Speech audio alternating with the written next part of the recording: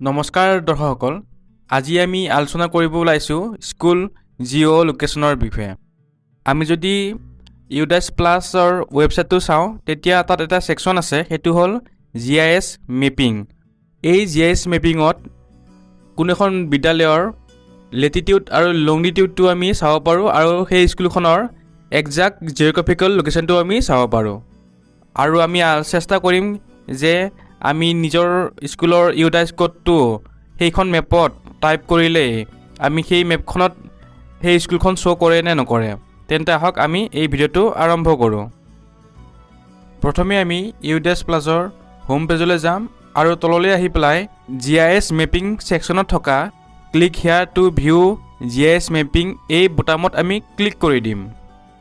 Click কৰি দিয়াৰ পিছতেই আমাৰ সন্মুখলৈ এনেকুৱা এখন মেপ আহিব আৰু এই মেপখনত ভাৰতবৰ্ষৰ সকলো ৰাজ্য আৰু ইউনিয়ন টেৰিটৰীৰ সহিতে এখন ৰঙীল মেপ এখন আমাৰ সন্মুখলৈ দেখা দিব।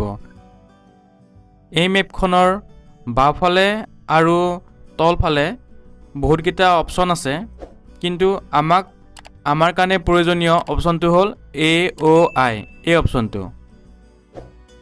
এই বুটামটো আমি ক্লিক কৰি দিলে এনেকুৱা এখন উইণ্ড' পাম। আপোনালোকে বাওঁফালে দেখিছে, ইয়াতে চাওক কি অপশ্যন আছে। চিলেক্ট ষ্টেট, তাৰপিছত আছে ডিষ্ট্ৰিক্ট, তাৰপিছত আছে ফিল্টাৰ স্কুল। পোনপ্ৰথমে আমি এখন ষ্টেট চিলেক্ট কৰিম।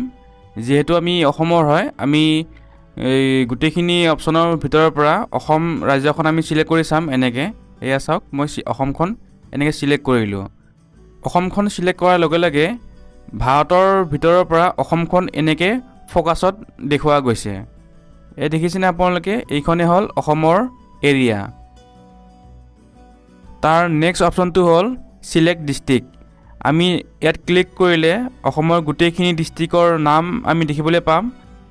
আমি বিভিন্ন ডিষ্ট্ৰিক্টৰ ভিতৰৰ পৰা যিকোনো এখন চিলেক্ট কৰিব পাৰোঁ। আমি সুবিধাৰ কাৰণে শোণিতপুৰ ডিষ্ট্ৰিক্টখন চিলেক্ট কৰিলোঁ আৰু চিলেক্ট কৰাৰ লগে লগে শোণিতপুৰ ডিষ্ট্ৰিক্টৰ ভিতৰত এনেকুৱা এখন মেপ আমি দেখিবলৈ পাম।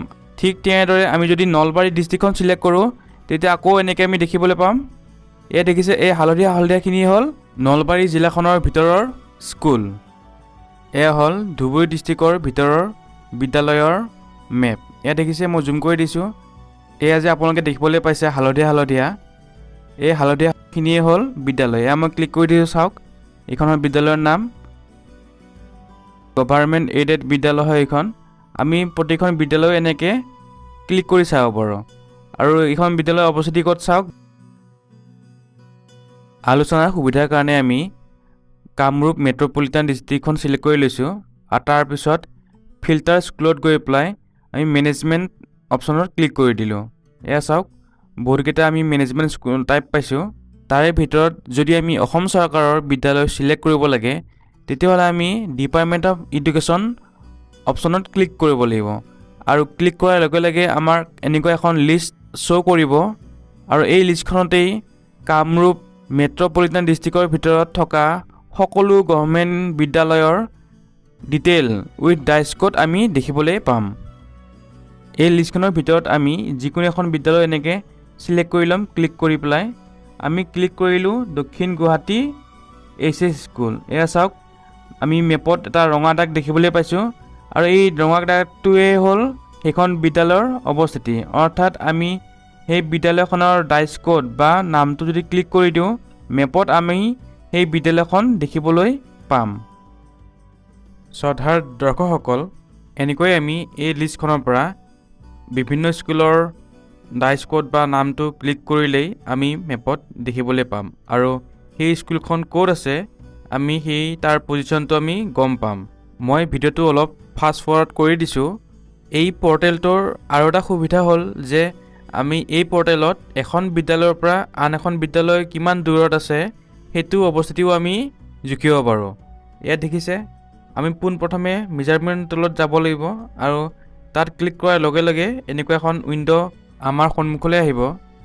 তাৰপিছত এই মাজত থকা ছেকশ্যনটো আমি ক্লিক কৰি পেলাই প্ৰথমে আমি এখন বিদ্যালয় চিলেক্ট কৰি ল'ম আৰু তাৰ পৰা আন এখন বিদ্যালয় আমি ক্লিক কৰি দিম আৰু ক্লিক কৰাৰ লগে লগে আপোনালোকে লিখিব পাইছেই কিলোমিটাৰ বা ডিষ্টেঞ্চটো দেখুৱাইছে।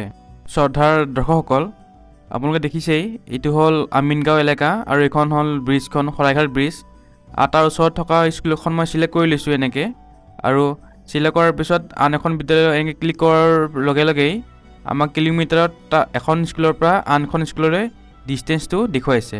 আৰু এনেদৰেই আমি এখন বিদ্যালয়ৰ পৰা আন এখন বিদ্যালয়লৈ কিমাননো দূৰ হয় আমি জানিব পাৰোঁ।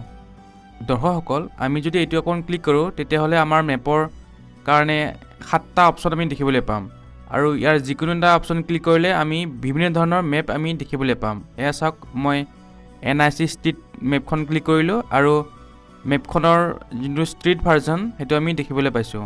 ঠিক তেনেদৰে আমি ইয়াত থকা বিভিন্ন অপশ্যনৰ মেপখিনি যদি আমি ক্লিক কৰোঁ আমি বিভিন্ন ধৰণৰ মেপ আমি দেখিবলৈ পাম। এয়া চাওক, বিভিন্ন ধৰণৰ মেপ আমি দেখিবলৈ পাইছোঁ, আৰু প্ৰতিখন মেপ আনখনতকৈ বেলেগ।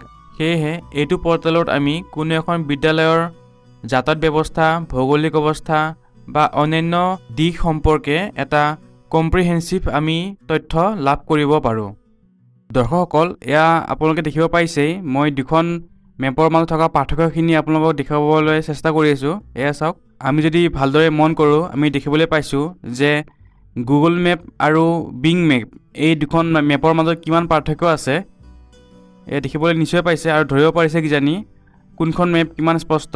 আৰু এনেদৰেই আমি এটা প্লেটফৰ্মতে কোনো বিশেষ অঞ্চলৰ ছেটেলাইটৰ ফটো আমি চাব পাৰোঁ। দৰ্শকসকল, এই ৱেবছাইটটোৰ আৰু এটা ভাল কথা যে আমি নিজৰ মোবাইলতো এই ৱেবছাইটটো খুলিব পাৰোঁ, আৰু এনেদৰেই আমি নিজৰ স্কুলৰ বা অন্য কোনোবা স্কুলৰ অৱস্থিতি সম্পৰ্কে আমি মেপৰ জৰিয়তে জানিব পাৰোঁ। তেন্তে দৰ্শকসকল, যদিহে এই ভিডিঅ'টো চাই আপোনালোকে ভাল পাইছে তেনেহ'লে আমি অনুগ্ৰহ কৰিছোঁ যাতে আপোনালোকে এই ভিডিঅ'টো লাইক কৰি দিয়ে আৰু আমাৰ এই চেনেলটো ছাবস্ক্ৰাইব কৰি দিয়ে। ধন্যবাদ।